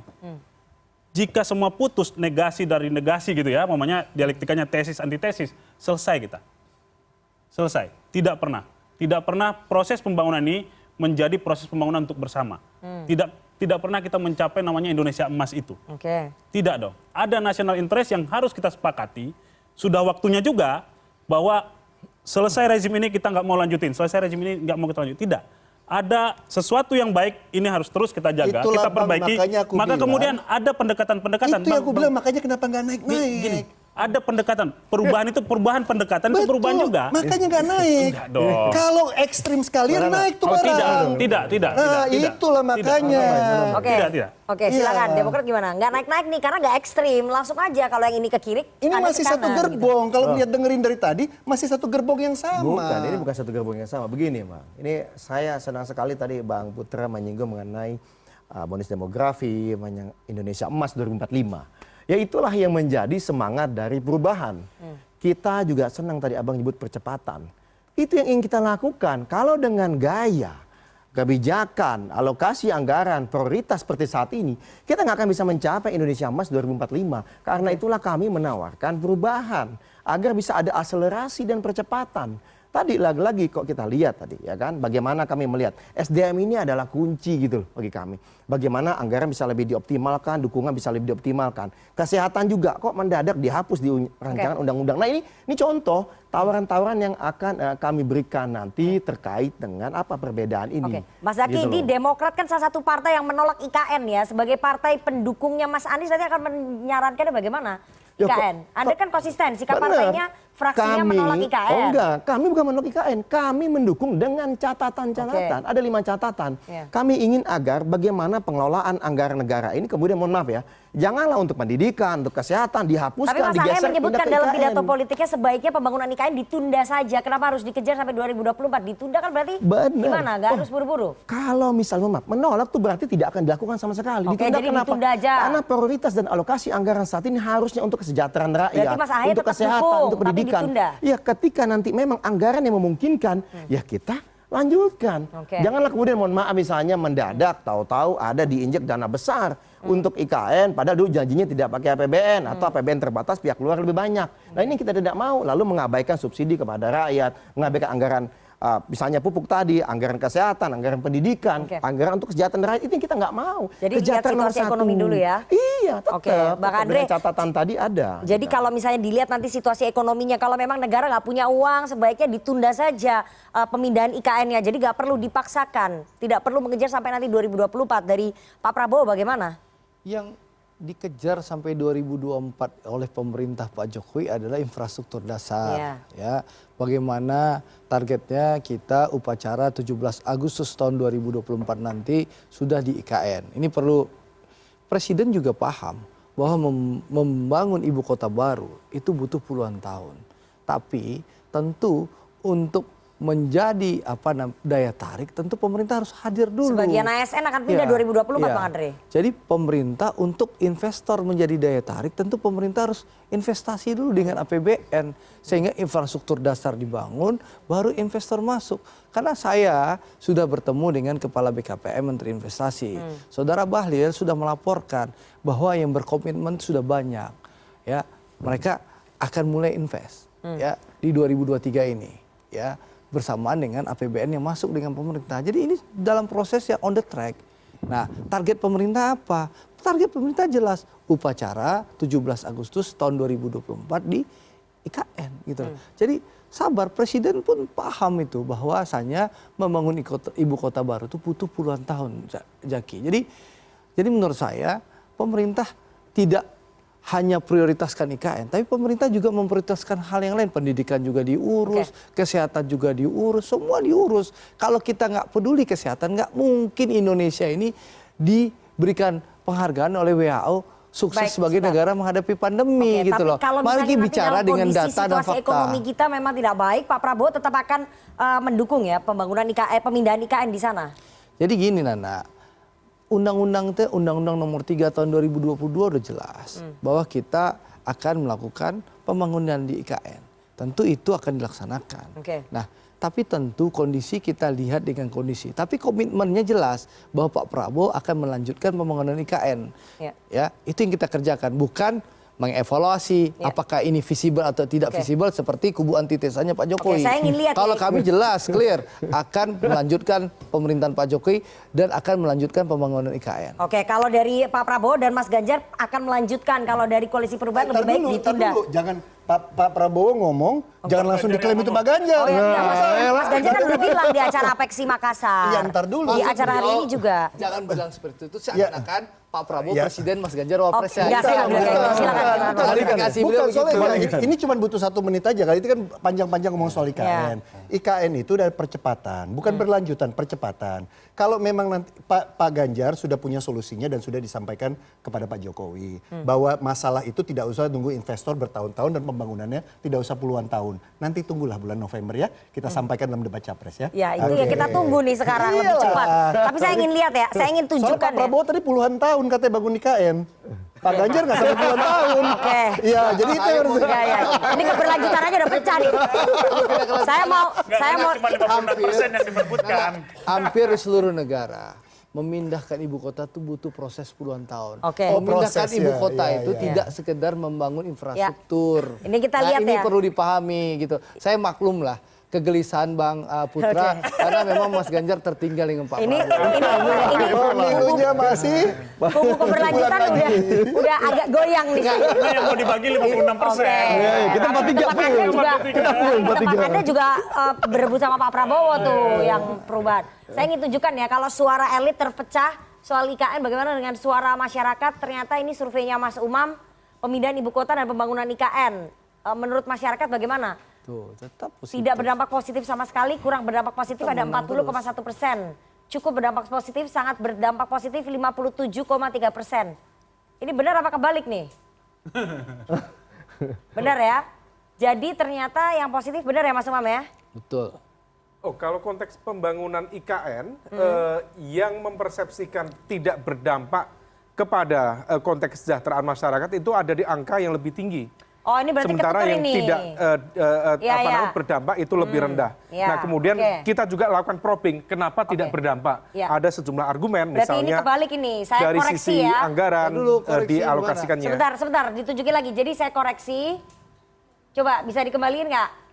Ya ini saya koreksi nih, saya kesalahan dari tim CNN Indonesia nih. Tidak berdampak positif sama sekali, kurang berdampak positif 57,3%. Cukup berdampak positif, sangat berdampak positif di 40,1%. Ini ketuker ini. Jadi ternyata suara publik itu melihat bahwa pembangunan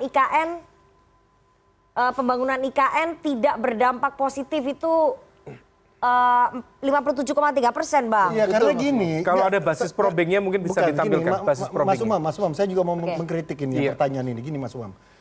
Saya banyak membaca selama menjadi wartawan, jadi politisi, banyak membaca terkait dengan responden dan lain sebagainya. Pembagian base-nya kan juga berbeda. Terus terang, IKN Indonesia ini ini kan bukan hanya Jawa sentris, bukan hanya Indonesia Barat sentris. Ini harus di tengah, juga harus ke timur. Tanpa timur, tanpa tengah, itu bukan Indonesia. Tanpa satu provinsi kita bukan Indonesia, kita sepakat tahun 45 itu. Bahkan Sumpah Pemuda kita sepakat. Tapi kalau kita membaginya seperti ini, otomatis orang nggak akan, lebih banyak yang respondennya adalah yang Jawa sentris, yang Indonesia bagian Barat sentris. Pendapat yang di tengah, yang timur yang mendapat manfaat dari keberadaan IKN yang ada di Kalimantan, itu tidak bisa banyak bersuara. Jadi jangan digebiah-uyah bahwa mayoritas masyarakat Indonesia kemudian tidak setuju dengan itu, gitu. Nggak fair kalau menurut saya. Sebenarnya. Sebentar, biar surveyornya menjelaskan dulu. Satu detik aja. Isu pemerataan yang disampaikan Mas Anies itu terjawab dengan pembangunan IKN Pak Jokowi. Oke, silakan. Gimana? Ya, tadi yang disampaikan oleh Bang Putra, saya pikir betul dalam konteks kesetaraan, egalitarianisme, betul di sisi itu. Yang kita ukur adalah apakah kemudian proyek-proyek itu memiliki impact terhadap konteks kesejahteraan masyarakat atau tidak. Karena bagaimanapun juga tentu ada sejumlah program-program yang kemudian diharapkan memiliki impact itu. Tentu ada argumen yang lain, tetapi dalam konteks persepsi publik. Karena bagaimanapun juga ini akan dianggap sebagai legacy dari pemerintah Jokowi. Maka kemudian kita lihat apakah keterkaitan antara approval rate dalam konteks program ini dengan kemudian konteks tadi argumen tentang kesetaraan itu kemudian match atau tidak. Nah, dalam konteks relasi antara proyek IKN dengan konteks kesejahteraan, persepsi masyarakat kira-kira begitu. Tapi yang seharusnya bisa ditampilkan adalah materi probingnya. Kenapa yang mengaku merasa tidak nyambung itu argumennya apa? Itu ada cukup detail di situ. Jadi mulai dari argumen mungkin tidak mendesak, misal kemudian alokasi anggaran seharusnya bisa untuk program yang lain dan lain sebagainya, itu bisa didetailkan di materi probingnya. Oke, baik. Bagaimana pendapat teman-teman pemilih muda ya, teman-teman mahasiswa soal narasi perubahan dan juga keberlanjutan ini? Apakah mereka tertarik dengan salah satu narasi ini atau mereka punya pendapat sendiri? Tapi kita harus jeda terlebih dahulu. Setelah ini kita akan bergabung secara virtual dengan teman-teman mahasiswa. Tetap bersama kami di Political Show.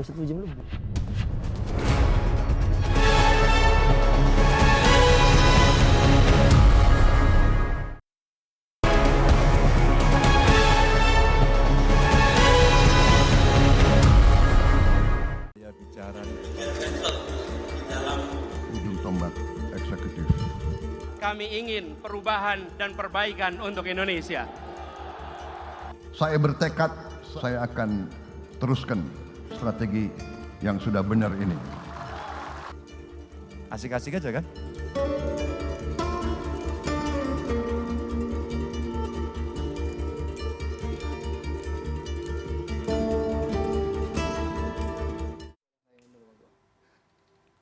Terima kasih Anda masih bersama kami di CNN Indonesia Political Show dan kita akan bergabung melalui sambungan virtual dengan teman-teman dari Badan Eksekutif Mahasiswa Universitas Tanjung Pura, Pontianak, Kalimantan Barat. Sudah ada Amin dan juga Anwar. Silakan, siapa dulu? Mau Anwar atau Amin dulu?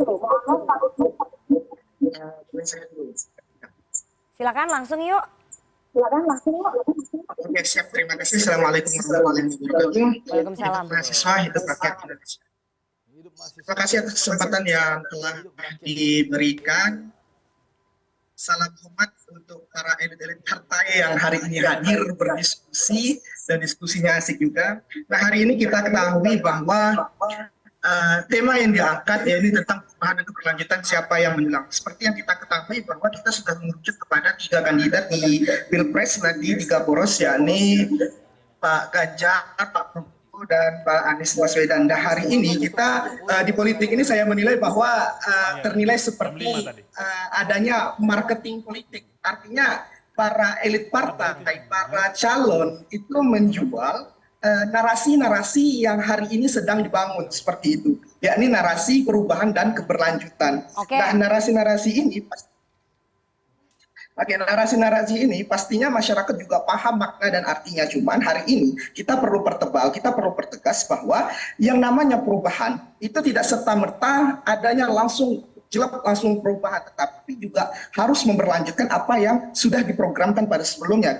Kemudian yang dinamakan dengan keberlanjutan itu juga tidak serta-merta Ya, jadi harus berlanjut, pertanyaannya apa tapi nih? juga harus ada perubahan. Itu yang kita harapkan. Nah, pertanyaannya yang untuk kedua koalisi antara berlanjutan dan perubahan, hari ini kami mahasiswa dengan konsisten ingin mengawal isu-isu terkait Perpu Cipta Kerja tentang undang-undang kesehatan yang hari ini masih dinilai kurang berpihak pada rakyat, padahal hari ini para calon atau pilpres nanti itu dipilih oleh rakyat dan untuk rakyat pula seperti itu. Nah, perubahan seperti apa yang ditawarkan terhadap Perpu dan undang-undang yang sudah ditetapkan yang hari ini tidak berpihak kepada rakyat, serta keberlanjutan seperti apa yang dimaksud dari koalisi keberlanjutan tentang hal yang saya sebutkan tadi terkait undang dan terkait Perpu yang hari ini masih tidak berpihak kepada rakyat. Seperti itu. Baik, terima kasih. Terima kasih, Satu lagi. Satu lagi. Silakan Amin. Tadi Anwar udah sekarang. Terima kasih Mbak Nana. Nah, baik, terima kasih Mbak Nana yang telah memberikan kesempatan saya untuk bertanya kepada elit-elit partai hari ini yang dihadirkan oleh CNN Indonesia. Nah, seperti yang disampaikan oleh Presma kami, yakni Presma Radial Anwar, bahwa keberlanjutan dan perubahan adalah suatu hal yang berkesinambungan. Perubahan tentu harus memikirkan sesuatu yang keberlanjutan, yaitu adalah program-program dari Pak Presiden Jokowi yang dinilai adalah suatu hal yang baik, perlu dilanjutkan. Perubahan jadi perlu dilanjutkan. Begitu pula dalam keberlanjutan adalah harus ada suatu hal tawar, harus ada suatu hal yang dirubah. Ketika misalnya melakukan keberlanjutan tetapi tidak ada suatu hal yang dirubah, itu seperti orang yang tidak memiliki, seperti orang yang tidak memiliki value atau nilai jual yang ingin dijual kepada masyarakat atau orang Indonesia. Jadi menjadi PR bagi koalisi perubahan dan bagi koalisi keberlanjutan ini adalah bagaimana menyiapkan gagasan-gagasan ataupun perubahan-perubahan yang seperti apa. Karena perubahan itu dalam tanda kutip adalah bermakna yang sangat luas. Perubahan seperti apa yang akan ditawarkan oleh pihak atau koalisi perubahan, dan keberlanjutan seperti apa? Masa seperti apa keberlanjutan, misalnya keberlanjutan dari Presiden Jokowi Widodo ini hanya berlanjut saja, tidak ada mulai perubahan. Mungkin seperti itu Mbak Nana. Terima kasih Amin dan juga Anwar, perwakilan dari Badan Eksekutif Mahasiswa Universitas Tanjung Pura Pontianak Kalbar. Saya beri kesempatan ke masing-masing narasumber. Ya, waktunya sebentar-sebentar aja ya, soalnya kita udah mau close nih. Bang Zaki, silakan. Tadi narasi seperti apa yang digagas oleh koalisi perubahan, terutama untuk undang-undang dan juga Perpu Cipta Kerja tadi, terutama untuk undang-undang yang tidak berpihak pada kepentingan rakyat? Ya kalau kami jelas lah, kalau undang-undang yang tidak berpihak kepada kepentingan rakyat, itu kami pasti akan tolak. Yang kedua nanti akan kami review. Itu jelas. Jadi basisnya adalah kepentingan rakyat menurut kami. Ya teman-teman ini kan BEM Untan Pontianak Kalbar kan juga tahu dan bisa menyimak. Kami ini menolak Undang-Undang Ciptaker dan juga Perpu Ciptaker. Itu konsisten kami karena bagi kami ini tidak berpihak kepada rakyat. Gitu. Nah Undang-Undang Kesehatan kemarin kami juga menolak. Karena bagi kami banyak muatan-muatan yang tidak pas. Di antaranya tadi masa minimal 5% dari APBN dihapuskan. Bahaya loh, ini kan menunjukkan ketidakberpihakan. Tetapi kalau kami bagaimanapun, saya senang tadi dengan teman-teman dari BEM Untan ya, Pontianak Kalbar ini sangat-sangat kritis. Ya harapan kami tentunya mahasiswa bisa terus mengawal siapapun nanti yang terpilih. Apakah Mas Anies Baswedan misalnya, ya kan? Terpilih nanti sebagai presiden, tolong kawal terus kami di koalisi perubahan pada saat memimpin negeri ini 2024 sampai 2029 gitu loh. Ya kan? Narasi perubahannya apa yang ditawarkan Bang Jakfar oleh koalisi perubahan untuk undang-undang yang tidak berpihak pada kepentingan rakyat tadi? Dalam proses undang-undang, seluruh undang-undang yang tidak berpihak tentu direview dan direvisi dalam proses berikutnya. Begitu juga undang-undang yang tidak lagi sesuai dengan semangat zamannya. Undang-undang akan direvisi ya? Iya dong. Termasuk yang disepakati oleh Nasdem juga, banyak loh. Semua Nasdem itu sepakat semua loh itu. Per periode undang-undang itu direvisi Mbak Nana. Tergantung bagaimana proses di legislasi dan pemerintahnya.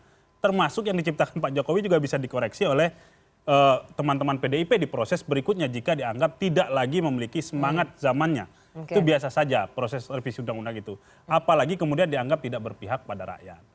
Saya senang melihat bahwa dari survei Mas Umam ada 43% rakyat yang sangat menyukai, bahkan menginginkan perubahan, itu menandakan bahwa optimisme Mas Anies menjadi presiden menurut saya sudah besar. Tinggal nanti bagaimana proses di partai kerjasama politik tiga partai ini, kalau ada mungkin bertambah di kemudian hari, meningkatkan perubahan, narasi perubahan ini menjadi semangat yang lebih luas di tengah rakyat. Gitu Mbak Nana. Bang Putra dari PDI Perjuangan, apa narasi keberlanjutan ataupun percepatan yang ditawarkan terutama untuk undang-undang yang tidak berpihak pada kepentingan rakyat itu bagaimana tuh? Kalau saya simak benar-benar apa yang disampaikan mahasiswa tadi ya. Mahasiswa tadi menyampaikan bahwa keberlanjutan itu bukan berarti adalah perubahan yang ekstrim. Yang mereka maksudkan keberlanjutan itu adalah hal-hal terkait dengan percepatan. Pelayanan-pelayanan masyarakat harus dilakukan percepatan. Tentunya ini tergantung dari figurnya. Siapa figur yang punya kemampuan untuk melakukan percepatan. Ini kan penting ya. Bagaimana kita mengangkat figur itu berangkat dari bawah. Figur yang pernah dan berkali-kali dipilih oleh rakyat dan dipercaya oleh rakyat. Kalau saya melihat, mohon maaf ya, ini rekornya Pak Ganjar mirip-mirip Pak Jokowi. Pak Ganjar 5 kali menang, tidak pernah kalah. Pak Jokowi 5 kali menang, tidak pernah kalah. Pak Jokowi Pak Ganjar 4 kali menang dan mau menang lagi jadi 5, sama-sama 5. Nana, kita bicara demokrasi. Strata tertinggi dalam demokrasi itu adalah dipilih langsung oleh rakyat. Gitu loh, dipercaya oleh rakyat. Nah, dalam konteks ini merit system itu berlaku. Dan mahasiswa tahu kok. Mahasiswa tahu ya siapa yang qualified. Siapa yang berkompeten untuk bisa melanjutkan bahkan mempercepat. Saya mau dan terakhir untuk mahasiswa please harus jadi pemain lah di 2036. Jangan jadi penonton, bonus demografi. Dan itu hanya bisa dilakukan dengan percepatan. Dan Pak Jokowi tahu itu. Belum tentu Pak Jokowi mau berlanjut loh. Beliau maunya cepat. Bukan cuma sekedar berlanjut. Ya, jadi yang cepat itu siapa kalau dari PDI Perjuangan, Mas Ganjar? Ya tentunya Pak Ganjar. Yang mirip sama Pak Jokowi kan Pak Ganjar dan bisa lebih cepat. Itu nanti waktu yang akan membuktikan di TPS nanti Bang, 2024 tanggal 14. Silakan Bang Andre. Narasi keberlanjutannya apa yang ditawarkan untuk undang-undang yang tidak berpihak pada kepentingan rakyat? Ya, jadi gini Nana, pemerintah dan DPR sama-sama mensahkan undang-undang. Tentu tujuannya untuk kepentingan rakyat. Kalau suatu saat nanti, berapa tahun ke depan, 10 atau 15 tahun, seperti yang disampaikan Mas Jafar, bahwa undang-undang itu tidak relevan lagi, tentu akan direvisi. Contoh, saya di Komisi 6, sekarang kita lagi mau revisi Undang-Undang Perlindungan Konsumen yang menurut kami tidak relevan lagi. Undang-Undang BUMN yang akan kita revisi. Kita akan kejar 2 undang-undang ini sebelum pemerintahan Pak Jokowi selesai. Itu contoh kita merevisi undang-undang yang kita anggap tidak cocok lagi dengan kondisi zaman. Itu satu. Yang kedua, soal perubahan ataupun percepatan, kita tentu sekali lagi bicara komitmen. Komitmen itu harus dipegang antara mulut dan perbuatan. Jangan sampai mulut manis tapi faktanya ya. Ini maksudnya apa nih? Mulut manis faktanya kan nggak seindah di lapangan gitu loh. Bagaimana melakukan percepatan orang di kampung yang jangan rusak di mana-mana gitu loh kan. Itu juga kita harus objektif. Jadi sekali lagi saya ingin sampaikan ya, mari kita berpolitik yang rasional, dan objektif saja, gitu loh. Jadi mari kita saling menonjolkan kebaikan, maling visi misi masing-masing tanpa perlu sebenarnya menyindir satu sama lain. Karena pasti ini Bang, tapi pasti soalnya perubahannya nggak laku. Iya, jadi kita tinggal perubahannya nggak laku. Kalau laku kita kesana. Ini kampanye debat capres itu mulai. Ini keberlanjutan udah asik sendiri. Enggak, mahasiswa tadi nanya seperti apa platform perubahan. Nanti kita ketemu di Pontianak, teman-teman. Oke, Mas Pam, kita waktunya udah habis ini. Nanti dilanjut ya. Saya sebenarnya yang penting ini, boleh bicara perubahan, tapi jangan bicara fitnah, bicara hoax. Oke, negatif campaign boleh. Campaign nggak boleh. Sepakat. Jangan dibilang orang kafir. Iya, nanti kita dengarkan. Orang nggak sesuai ulama itu penting loh. Ya, ini itu waktu Pak Jokowi saja, jangan dilanjutkan. Waktunya udah habis. Oke, ini waktunya udah habis.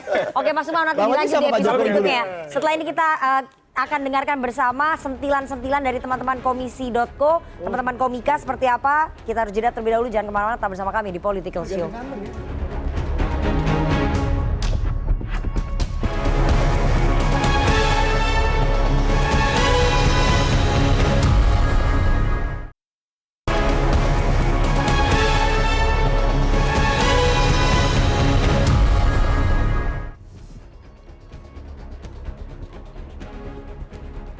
Assalamualaikum warahmatullahi wabarakatuh. Waalaikumsalam. Waalaikumsalam warahmatullahi wabarakatuh. Kita kasih tepuk tangan untuk diskusi malam hari ini. Luar biasa. Tapi sebelumnya kita sapa-sapa dulu ini. Boleh, silakan Duto. Ada Bapak Jakfar Siddiq dari Nasdem. Mantap. Kemarin abis bikin acara gede banget di GBK tuh. Apel perubahan. Bukan, Ultahya Surya Paloh. Acara bertepatan ya. Betul. Tapi kita nggak cuma kedatangan itu juga toh. Kita Apa tuh? kedatangan Bang Putra Nababan. Akhirnya mampir ke political show. Tadi aku sempat nanya Bang ke kreatif Bang. Kenapa ngundang Putra Nababan? Kreatif tegas menjawab karena Upung Pandanya nggak bisa. Jadi adanya Bapak Putra Nababan. Yang mana aja deh yang bisa deh. Ya, tapi ngomongin tema kali ini nih. Perubahan versus berkelanjutan. Rakyat pilih yang mana? Betul. Sebenarnya rakyat pilih yang mana tuh udah kelihatan ciri-cirinya. Mereka pilih yang mana kan? Ya. Kalau rakyat yang pilih perubahan itu pasti rakyat yang belum kebagian jabatan. Rakyat yang merasa belum nyaman. Dan Betul. rakyat yang mengganti kata pemerintah dengan rezim. Nah, biasanya begitu. Biasanya seperti itu. Tuh. Itu pengen perubahan tuh. Sedangkan rakyat yang memilih berkelanjutan itu adalah rakyat yang sudah mendapatkan jabatan. Betul. Rakyat yang sudah nyaman. Dan rakyat yang dekat dengan PDI. Biasanya begitu. Biasanya begitu. Biasanya begitu. Bahkan nih Dok, ada yang menarik nih. Apa tuh? Di acara Paksi kemarin. Apeksi kemarin. Iya, di acara Apeksi kemarin itu para baca pres diundang untuk berpidato. Pidato di sana, tiga-tiganya? Tiga-tiganya. Oke. Dan pakar gestur Handoko Gani menyimpulkan kalau Bapak Prabowo sekarang itu pidatonya berusaha menjadi seperti Pak Jokowi. Ada tuh beritanya benar. Ada, ini bahaya dong menurut gua dong. Kenapa bahaya? Kalau Bapak Prabowo menjadi Pak Jokowi, artinya Pak Jokowi jadi dua. Oh benar. Iya. Benar. Pak Jokowi satu aja itu udah ada narasi 3 periode. Iya. Iya. Gimana kalau Pak Jokowi berlipat ganda? Iya. Jadi 6 periode. Oke, menarik. Cerdas. Tapi juga ya, Pak Handoko Gani juga ngomong. Apa tuh? Di pidatonya Pak Anies malah berusaha jadi Pak Prabowo. Berarti kalau gitu nanti Pak Prabowo jadi ada 2. Yang kasihan siapa? Bang Andre. Dia mikir capresku yang mana ya? Ada 2, jadi bingung. Tapi kalau kita lihat yang ngomongin berkelanjutan atau ngomongin tentang perubahan, ini kan sebenarnya tinggal pilih program mana yang mau dilanjutin, mana yang enggak sebenarnya ya Bang-abang. Betul. Ini ibaratnya ini 3 capres ini lagi datang ke kondangan. Ya. Datang kondangan dia ngeliat meja prasmanan, banyak lauk-lauknya. Itu isinya program-program Pak Jokowi.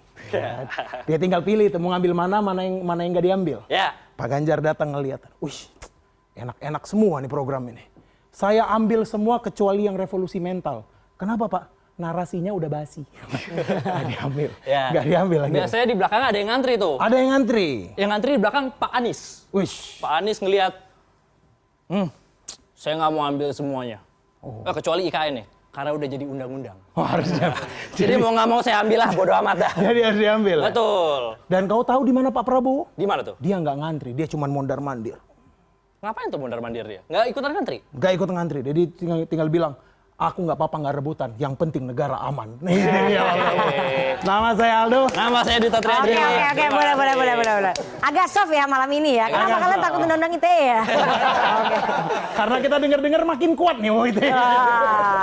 Terima kasih Aldo dan juga Duto, teman-teman dari Komisi.co, sekaligus menutup diskusi kita pada malam hari ini. Dan terima kasih kepada para narasumber yang sudah hadir di studio Political Show dan juga teman-teman mahasiswa dari Universitas Tanjung Pura, Pontianak, Kalimantan Barat. Kita akan ketemu lagi minggu depan hari Senin jam 20.30 waktu Indonesia Barat. Saya Rifana Pratiwi pamit, selamat malam, sampai jumpa.